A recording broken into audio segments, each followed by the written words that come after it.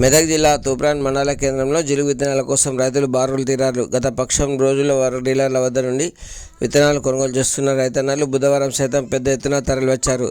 వచ్చే నెల మొదటి వారంలో రుతుపవనాలు రానుండడంతో పాటు వర్షాలు విస్తారంగా కురిసే అవకాశం ఉందని వాతావరణ శాఖ అధికారులు వెల్లడించడంతో ఇప్పటికే భూములను సిద్ధం చేసుకున్న రైతులు ఆయా రకాల పత్తి విత్తనాల కోసం గంటల తరబడి చెప్పులు క్యూ లైన్లో పెట్టి నిలబడుతున్నారు. ప్రభుత్వం పట్టించుకొని రైతులు విత్తనాలు తొందరగా అందేలా చూడాలని డిమాండ్ చేస్తున్నారు.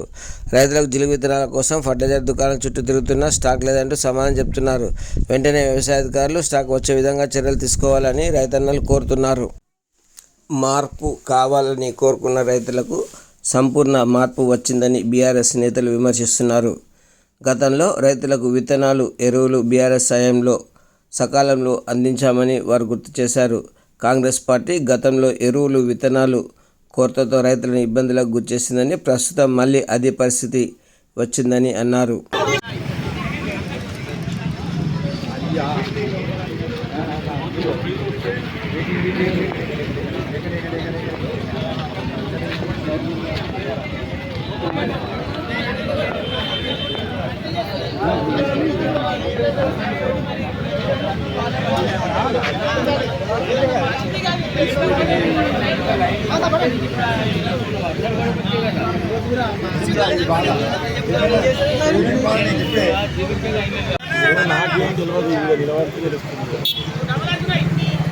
మరి కొనిపియాలి చేయాలి